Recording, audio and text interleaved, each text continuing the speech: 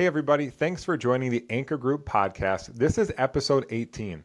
Today, Caleb and I are going to talk about how you can increase your revenue online by $1 million. What strategies, what tactics it's going to take in 2025 to do that.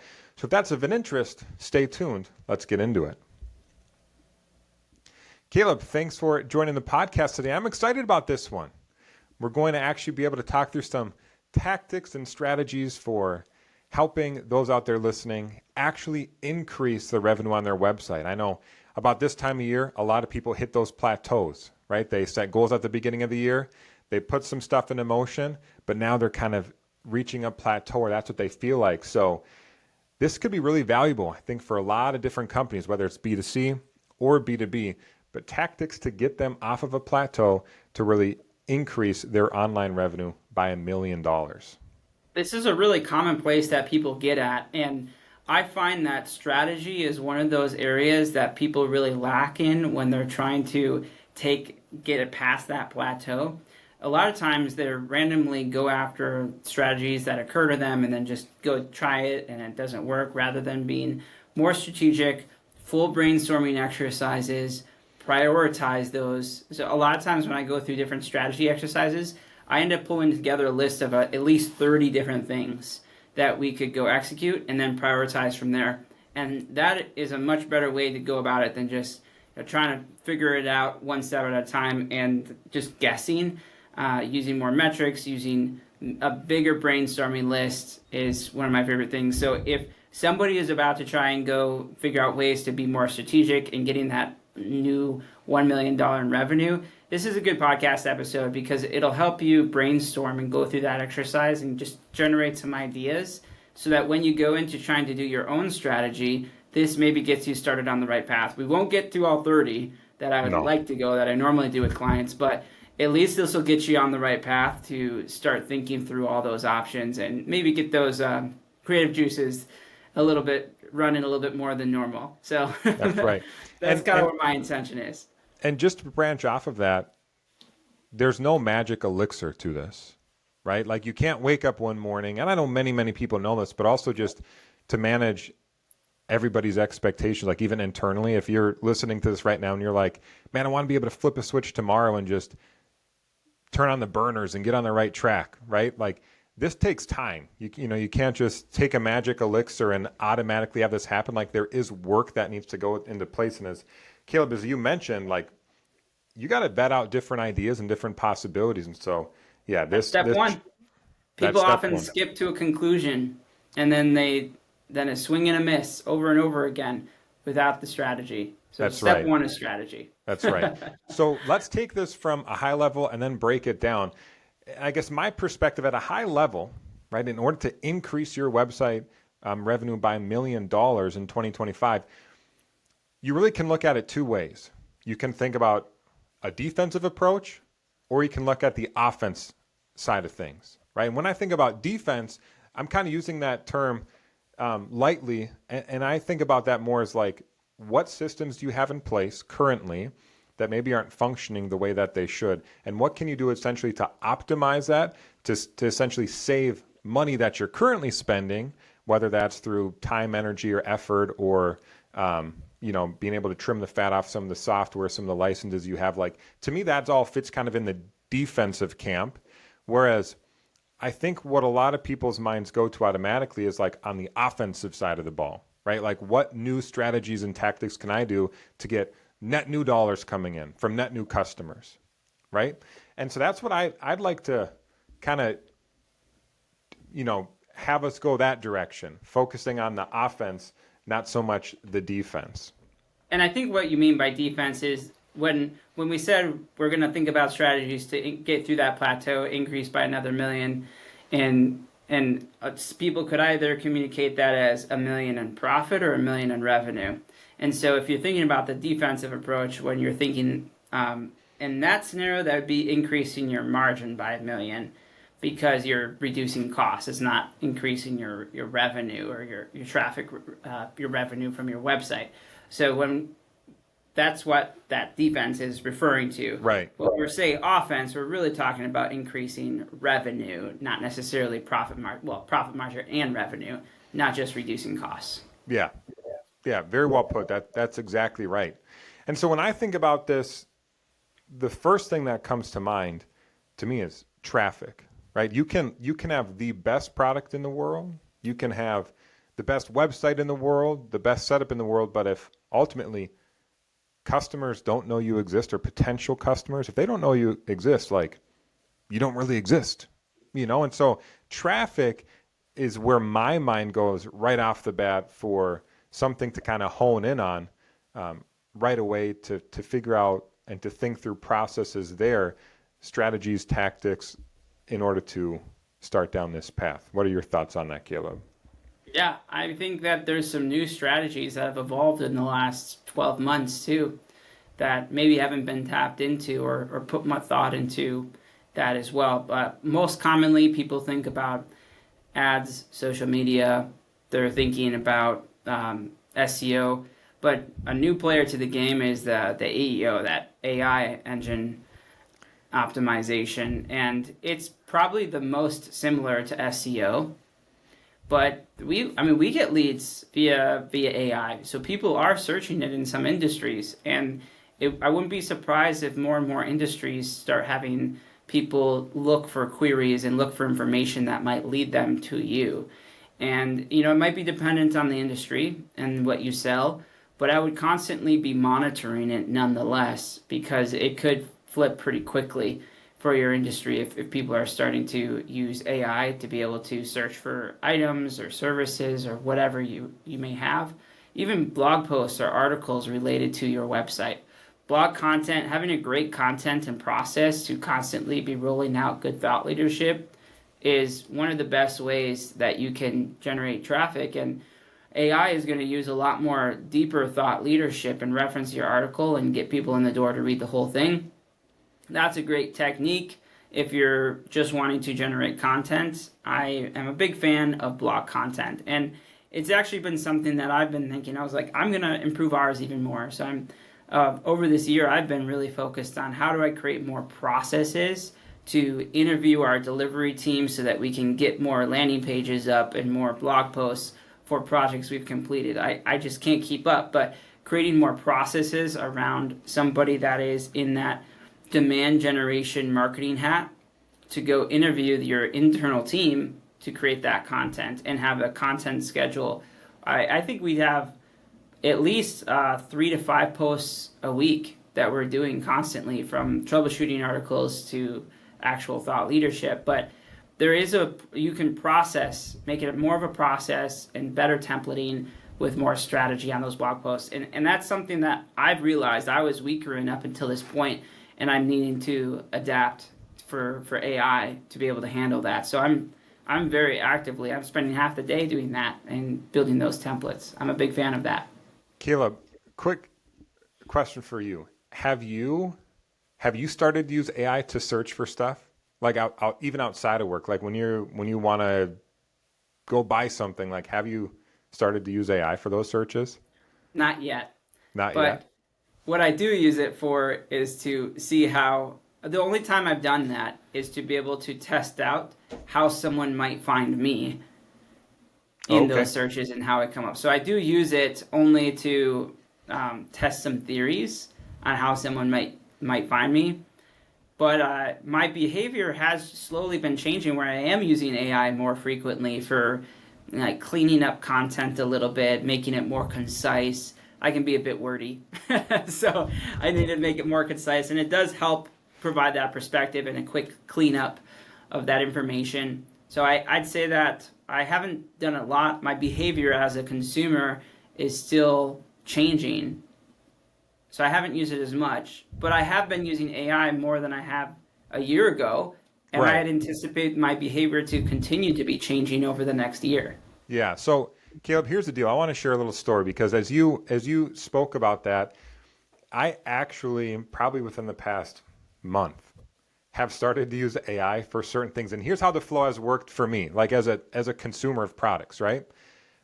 For example, my family and I, we have a large garden this year, and we plan on, trying to kind of do the whole homestead thing, right? So trying to preserve some of the food for the winter, and part of that's canning.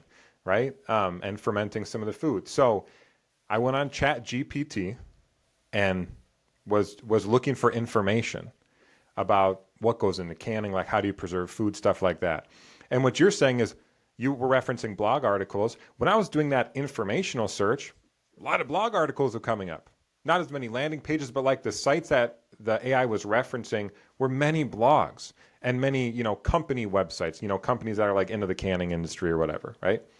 Well, then naturally what, at the end of these AI prompts, generally what I've been seeing is that the algorithm will prompt you with another question like, do you want me to search for recipes, right?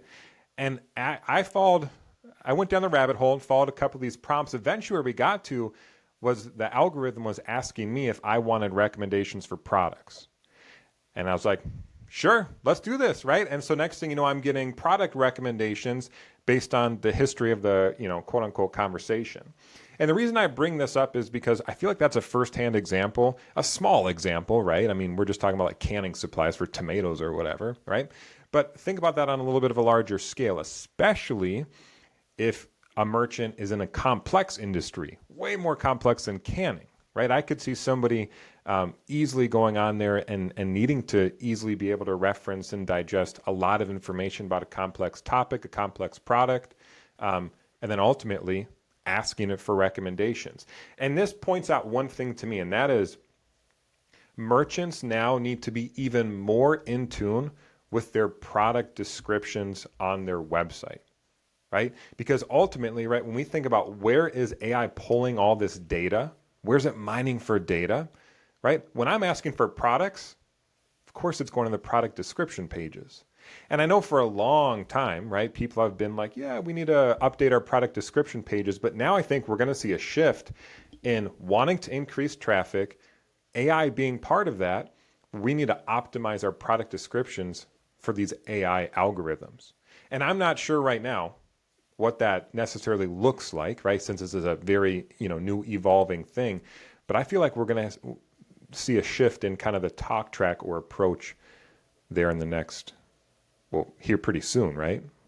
Yeah, I think that was a great example of how search engine optimization, traditional SEO, is very, very similar to an AI optimization because in the same way Google's crawling product pages for keywords and strings of text, and I think it's happening in a very similar way for AI. But one thing that as I was listening to you talk through you as a consumer, I was thinking, oh, you know what I really need to go do? I need to go test how someone might find me and making sure I'm creating content for each one of the prompts that the AI is generating. Because if I was in that case, what you just described is that would tell me that, okay, if I was selling canning supplies in that scenario, Yeah. I should go create blog articles on how to do XYZ, how to do canning supplies. But if I don't have recipes today, I should probably go, because it's prompting me about recipes, I should probably go create content pages around recipes. And maybe that's a gap in my content because it's just been missing. And if it's prompting you should probably make sure that you have content in it so that you can constantly be brought up throughout the user experience, and eventually they'll find your product and see that you came up multiple times. So in my use case, what I'm going to do now, probably later tonight, is I'll probably do something similar. NetSuite consultants, big commerce developers, and just go through the different stages of the prompts, or even go higher level, like what are the best ERP solutions, what are the best e-commerce, B2B e-commerce, and see how far and see what type of content I'm missing in that journey. And that's probably how I'm going to research this a little bit. And here's what I will say. Like one thing I do appreciate that you're pointing out, Caleb, is that AI and SEO, optimizing for both very well might be one and the same for the vast majority of companies. Because if you think about even just the format of Google, a year and a half ago, right? You do a search query up top, and then it's prompting you with related questions, or I forget what the exact term is, but related prompts. Now, when we throw it into an AI model, like literally take it at a very fundamental level, the format of it, the medium is different now, but nonetheless, like those questions are probably pretty similar to what AI is prompting me versus what Google would have displayed in kind of like a drop-down fashion, a year and a half ago. So I know there's a lot of people out there today, especially business owners who are kind of have some red flags up about AI, and maybe that's good. But I think with the SEO piece and trying to garner and generate traffic to a website, it might not be, we might not need to take such a doomsday approach as long as, a merchant's been doing a good job with the SEO up to this point. And if not, now's a good time to hop on that SEO bandwagon and like really put in a lot of time, energy, and effort with the internal team to get traffic. Because ultimately, right, why we got down this path was because we're talking about today how to increase your revenue on your website by $1 million and how to get off a plateau if you're currently stuck on one. And so I think this was Yeah, I thought the AI conversation was very much worthwhile to have, and we talked a little bit about SEO, how it kind of relates to SEO. We talk a lot about SEO in other conversations in more detail in what right. I do and the strategies. But the next thing I wanted to talk about was going to be other forms of traffic that maybe thinking outside the box, because And people think social media, SEO, AEO, right? Those traditional formats, and those are all fair. And I think one advantage that B2B e-commerce merchants have is that they've got one other lever that they can pull, and that is they have people often taking phone call orders and taking them via email, plugging in those sales orders manually into the ERP or whatever engine you're using for order management.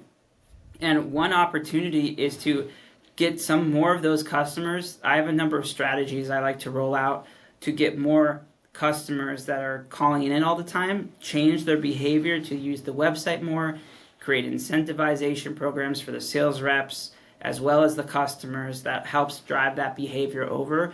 And then all of a sudden you have another asset. That's just shifting revenue from taking the call and ordering it manually via phone call, shifting that revenue to have it come through the website. So you may ask, all right, that's not actually increasing by $1 million in revenue. Why is that? Why even bringing it up?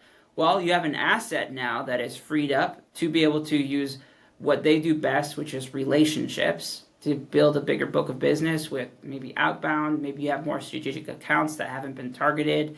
And you can use that sales rep as an asset to now go build relationship, which would generate more revenue. And it's a little bit of a dance by shifting around your resources and moving people to your website.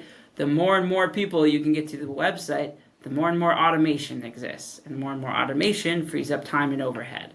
And that's probably an area of traffic that is often missed when you're thinking about increasing revenue. Yeah, no, I love that idea. And ultimately shifting, redelegating some resources and shifting responsibilities is a great way to free up people's time and to, as you're saying, help shift traffic to actually go through the website instead of always going offline. So what else, though, Michael, other than traffic, what else do you think? So I think there's a lot of different ways we could go with this, but I think there's kind of two other camps outside of traffic. One being the usability and flow, the ease of use, think UX, UI on the website once your traffic actually lands there, right? Because, once people actually land on your website, they need to know how to click around. And in my mind, I think of website traffic a lot like electricity. Electricity takes a path of least resistance, right? Right, Caleb? I know you were an engineer, right? That is correct. I was Am I not getting that one electrical, right? but So I use that as like an analogy, right? When I think about the flow of a website, like, come on, people aren't electricity, but come on, we do like generally taking the path to least resistance, right? We have plenty of examples of that around. So I think that's one whole area, and within that bucket, man, there's like 30 things within that bucket alone that you could focus on with that. A different bucket would be your offer, right? Because you can get traffic, you can get people flowing to the right spots, but ultimately, if your offer isn't up to snuff with the rest of the industry, okay, well, there's another pain point, right? You could have money slipping through the cracks, if you could have a leaky bucket, if you will, if your offer isn't right. So like, I think there are a couple of different ways to go with it. And I think we could dive into future podcasts on this. But one thing I would hit on right now is the usability, the flow, the UX, UI, right? Within, and this is where, here at Ant Group, we, of course, build out a lot of buyer portals for B2B focused companies. My account sections for B2C companies can also be very important. Now, I would say a lot of times these can be overlooked sections, right? Where it's just like, oh yeah, if somebody needs to manage an order, great. We need a place for them to go. But I think this really quickly can become a real powerhouse within a website. Right now, I know, Caleb, you've worked with many clients and you've built out many of these portals. So maybe you have some good ideas about how you could supercharge a portal, right? In this case, a B2B portal, in order to help that flow be a little bit easier for reordering, or just essentially essentially getting off that plateau and hitting, increasing that revenue by $1 million. Any thoughts on that? How to improve a portal? Yeah, if I was someone that wanted to get more customers to use a website and have a better usability experience, the first thing I would do would be interview everybody who's taking a phone call from a customer. That'd be my step one. Whether that's your customer service team, whether that is a sales rep, I would interview each one of them in order to extract what would be the types of things a customer may be asking of them. Because anything that a customer is asking them, realistically, what a sales rep is doing or what customer service rep is doing is they're looking in their ERP like NetSuite and looking up some information and getting that information and then communicating it back to the customer. And that is exactly what a portal does. And all we need to do is just interview to see what the types of activities, understand the volume and how much time it takes to get that information, and then prioritize those and then build them into the customer portal and then make it more self-service so they can get more information, train the customers that there's more and more value to using the portal. There's more and more information there that they can get access to. That training of customers can be done by just letting reps know let them know next time they reach out, hey, FYI, this is actually available self-service next time if this comes up, or via email and notifications through just newsletters about new features that you offer.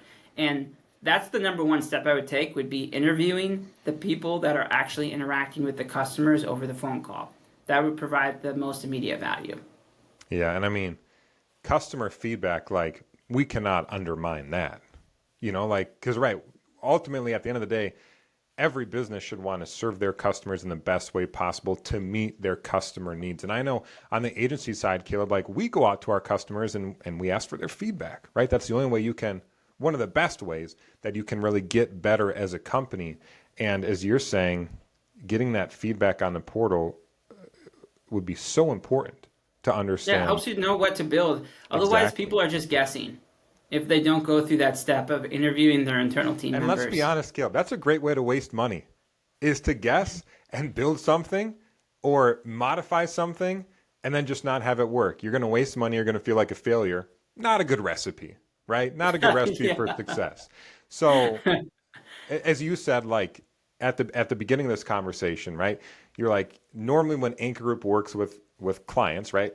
And if this scenario comes up, right, we'll do an analysis and run through a gambit of, at least 30 different options and kind of vet out what could work. And that's exactly because, right, we don't want to be wasting time, energy, and effort, right? Don't build something that isn't actually useful.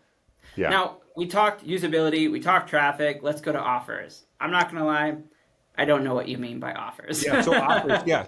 So this is where, so when we think offer, we think of, the way I phrase it in my mind is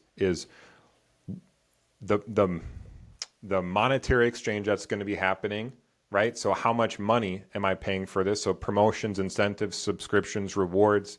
But then also that's where I feel shipping comes in as well, because shipping these days, gosh, with Amazon being just the behemoth it is, and I'm thinking more B2C right now, but with that, it's man, I feel like many companies in many parts of the e-commerce landscape, you really need free shipping to be part of that offer, or some sort of enticing shipping incentive or something to be part of your offer. So that's really what I mean by offers, like how much money is it going to cost and how quick can I get it? And how does that match up compared to my industry, right? Because there are plenty of levers within there, right? When we talk, there's like 30 levers within there you could really pull in order to serve your customer better, to give them the product they're looking for in the best and usually fastest way possible.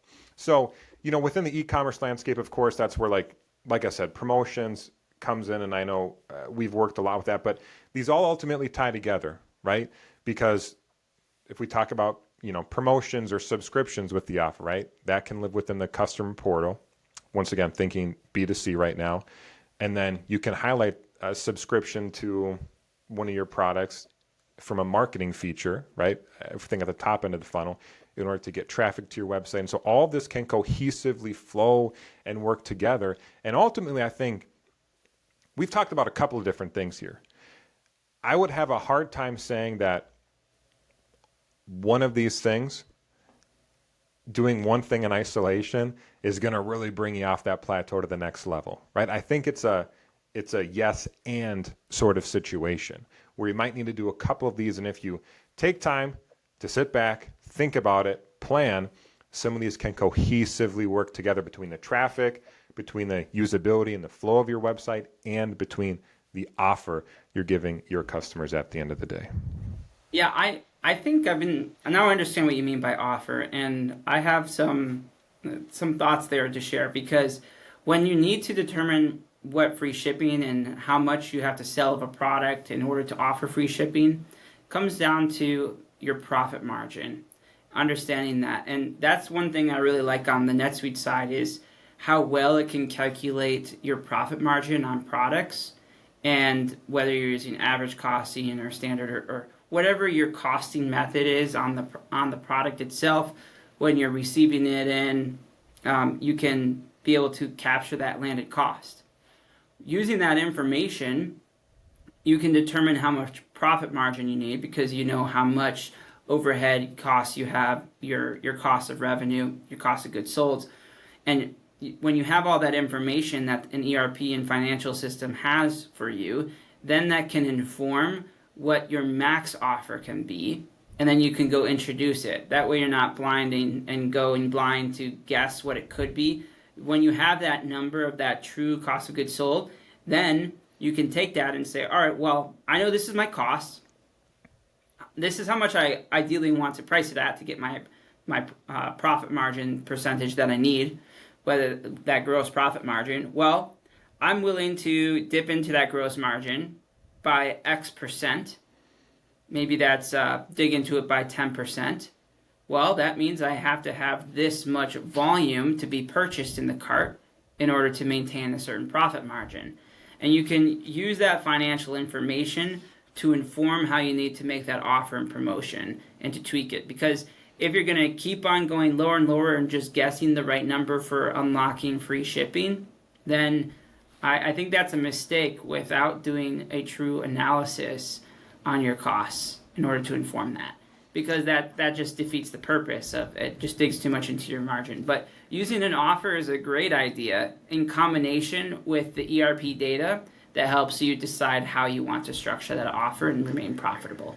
Yeah, and one thing I just want to echo is it's okay if you have to go slow to go fast. And what I mean by that is if you need to go slow and look at your data, which, as you're pointing out, NetSuite does a fantastic job of being able to have all your data in one cohesive place where you can just sit down, look at it, be able to digest it in a good way. If you need to spend time doing that, that's what I'm phrasing as quote unquote go slow, putting a great plan in place that's only going to expedite your success once you actually put it in place. So instead of, as we said at the beginning of this podcast, instead of throwing darts at a dartboard and just kind of jumping into these elixirs, quick fixes that you're looking for to get you off a plateau, it's okay going slow to go fast.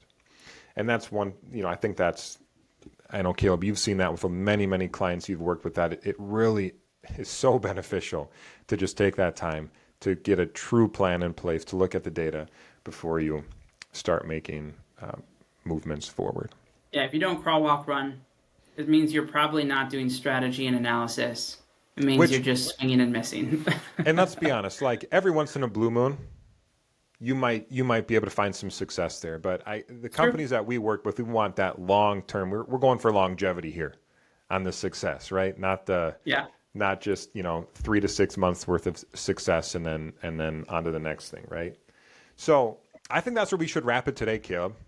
Thanks for your thoughts. Feel like we've had some good conversation. And here's what I will say. At one point, we were talking about SEO at the beginning of this conversation. And if that piqued your interest, if you're listening to this right now, go to our podcast channel or to our YouTube page. And we actually did an entire episode, maybe like episode 2 or 3 maybe, It was in the where beginning, yeah.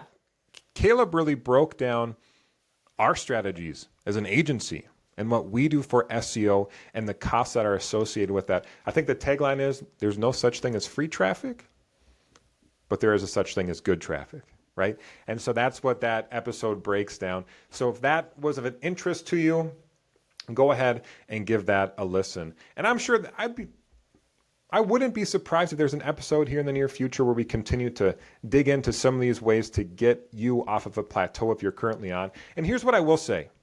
We want this podcast to be helpful to you, right? On your way home, we want you to be able to plug this in, get some new ideas that could legitimately generate revenue for you or get you past some roadblocks. So if you're listening to this, feel free to drop a comment. If you're on YouTube, drop a comment or send us an email. You can find Caleb and I on LinkedIn. You can send us a DM because ultimately we want you to be able to find this helpful.